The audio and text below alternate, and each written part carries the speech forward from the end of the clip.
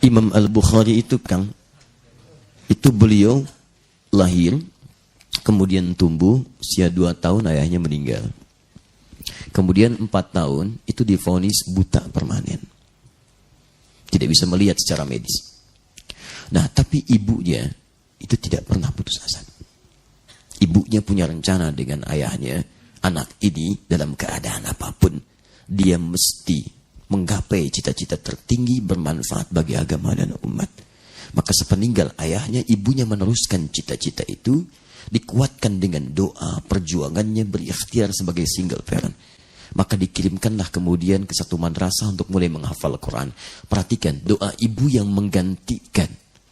Yang terlihat kurang penglihatan matanya, tapi tajam mata hatinya. Maka ketika masuk ke madrasah Quran itu dengan status murid yang paling junior, tiba-tiba gurunya kemudian mulai membimbing bacaan surah Qaf. Dibacakan awal sampai akhir. Begitu selesai, hanya iseng gurunya kemudian menguji. Man hafidh? Siapa yang sudah hafal? Di antara sekian murid itu bahkan yang senior, tiba-tiba anak kecil yang tak melihat ini mengangkat tangan dengan lugunya dan dengan bahasa yang paling jujur di hatinya dia berkata, hafidhtu ala dhahri qalbi. Saya sudah hafal di dalam jiwa saya. Jadi ada hafal di dalam kepala, ada hafal di luar kepala. Anak ini mengatakan, saya sudah hafal dalam kepala, di jiwa saya. Gurunya kemudian kaget, kagum, dan merasa penasaran, dipanggil ke depan. Ta'al ya bunai, ia meraba jalan sampai ke depan. Iqra, bacakan. Maka dimulai oleh beliau dibacakan dari awal. Qaf sampai ke ujungnya. Kata beliau, hasbuk. Masya Allah, itu bacaan. Bukan sekedar hafal, tapi tajwidnya sama persis dengan gurunya. Sekali dengar, hafal. Maka kata gurunya, beliau paham kalau Quran itu dimudahkan oleh Allah untuk dihafalkan. Tapi hadis tidak ada jaminan untuk mudah menghafalkannya. Quran dijamin. Quran surah ke-54 ayat 17, ayat 22, ayat 32, ayat 40. 4 kali jaminan dalam Quran kemudahan menghafal Quran. Mudah. Makanya Quran itu satu-satunya di muka bumi yang karena jaminan Allah semua bisa menghafalkan.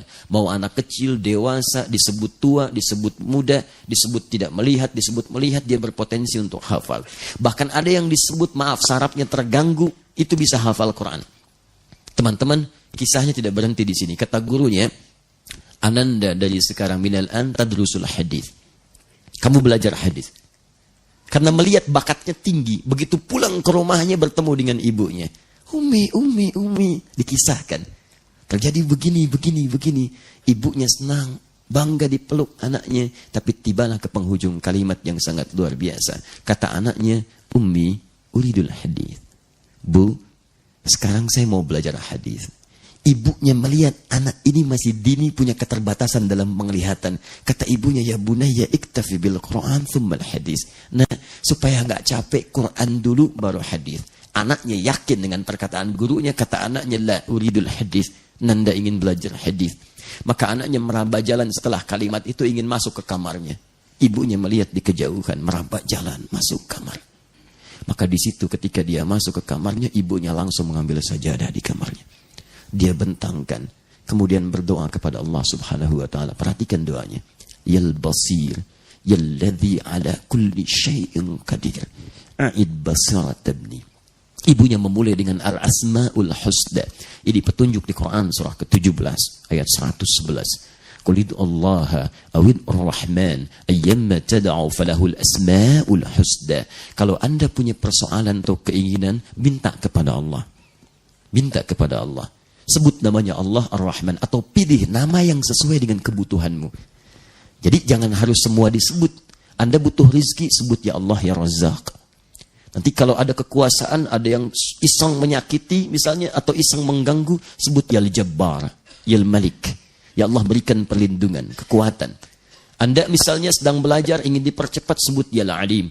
Ibunya merasa, ya Allah yang maha melihat segalanya tanpa batas. Anak saya divonis tidak bisa melihat. Cari nama yang sesuai. Ya Al-Basir. Ya Allah yang maha menatap dengan tajam. Ya Alladhi ala kulli syai'in qadir. Yang tidak punya batas dalam kuasamu. Semua mengatakan anakku tidak melihat.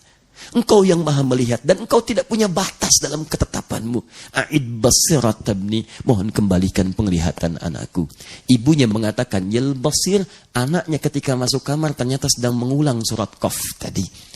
Sampai di ayat ke-22. Jadi ketika ibunya menyebut Yal basir, anaknya mengatakan laqad kunta fi ghaflatin min hadza. Dulu pandanganmu tertutup, tersekat, tidak bisa melihat dari apapun. Fakashafna 'anka ghita'aka. Maka mulai hari ini kami bukakan semua sekat yang menutup itu. Wa basarukal yauma hadid. Maka mulai hari ini pandanganmu akan menatap dengan tajam. Ibunya mengatakan Yal basir, anaknya sampai di kalimat wa basarukal yauma hadid. Maka pandanganmu mulai hari ini akan menatap dengan tajam. Ketika sampai di ayat itu, tiba-tiba terperanjat karena ia merasa ada yang baru di matanya. Dia melihat ternyata bisa melihat di sekitarnya. Maka ia kejar ibunya. Yang pertama kali dikejar itu adalah ibundanya. Ummi, laqad ra'ait.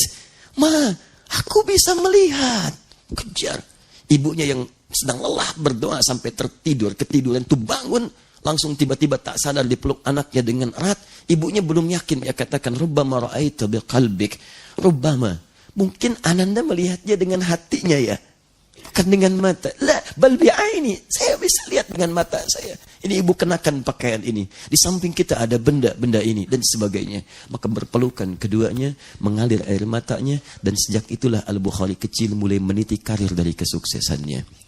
Semua hal yang terjadi ini bukan karena ikhtiar Bukhari semata, tapi ada ibu yang selalu bersujud dalam hamparan sajadah dengan segala kekuatan yang luar biasa. Maka saya nasihatkan kepada Kang Emil, kalau berkenan, jika ibu masih hadir di samping, maka muliakan sebelum ia berpisah dan tak mampu lagi kita memberikan yang terbaik dalam kehidupan. Dan ini diantara pesan yang kuat kita mesti pertahankan. Saya pesankan pada teman-teman, ayah dan ibu itu penting. Sejak mereka masih ada di samping kita, maka maksimalkan bakti. Saya berusaha berbakti kepada ayah, tapi sekarang tak mampu mewujudkannya. Saat kami berada di Mekah, tangan kanan saya menggandeng ibu saya. Dalam sa'i saya rasakan seperti Sayyidah Hajar memberikan yang terbaik pada Ismail. Tapi yang kiri, itu sudah tidak ada yang digandeng kembali. Itu barangkali sebagai hadiah bacaan yang disampaikan oleh imam. Saya yakin di balik kesuksesan yang sekarang diraih, ada doa ibu yang tidak pernah putus asa mengarahkan kebaikan. Berdosa kalau kepemimpinan ini kemudian menjadikan Kang Emil lalai dari berbakti kepada ibunda tercinta. Jazakallah khair. Kita belum mulai materinya. Ya. Ini hanya pengantar saja. Baik. Dabangka. Alhamdulillah. Baik. Saya mohon izin kita menyampaikan tema dulu. Nanti barangkali kita di akhir sekitar 20-25 menit. Kalau tidak ada buru-buru kegiatan, kita boleh berdialog secara singkatnya. Baik. Alhamdulillah. Teman-teman sekalian, mohon izin kita akan memulai kajian kita hari ini seperti dituliskan oleh manusia yang jadi panitia tentang kupas tuntas masalah bid'ah. Bid'ah ini penting untuk dibahas dalam kajian fikih ikhtilaf. Ini masih ranah pembahasan fikih ikhtilaf, dan tentang bid'ah ini menjadi penting karena kalimat ini sekarang menjadi liar. Apalagi kemudian ada lawannya. Lawan dari bid'ah itu sunnah. Nah, kalimat sunnah ini terutama sekarang mengalami perluasan yang tidak pada tempatnya. Menjadi semakin luas sehingga tidak menempat. Sekarang orang mau cari suami sunnah. Orang mau cari tukang bangunan sunnah. Ya? Orang cari pemimpin sunnah. Yang seperti apa? Seperti apa? Bid'ah juga sama.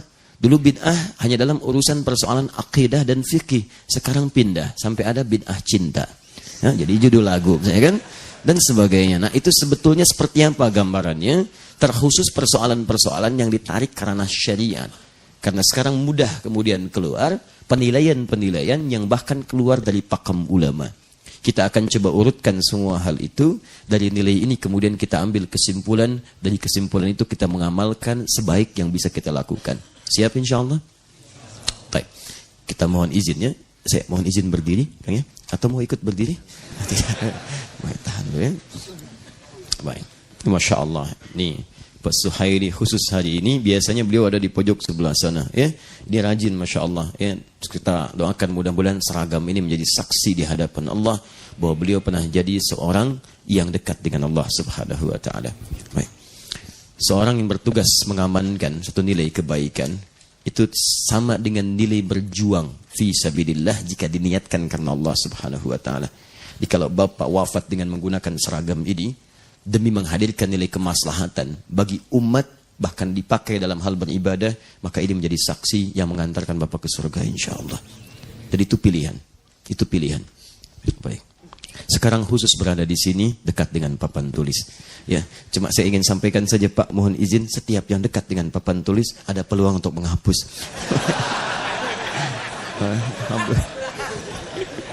Baik.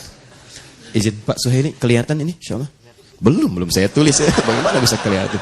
Saya tulis dulu baru kelihatan, ini luar biasa. Polisi sunnah, belum ditulis sudah kelihatan ya.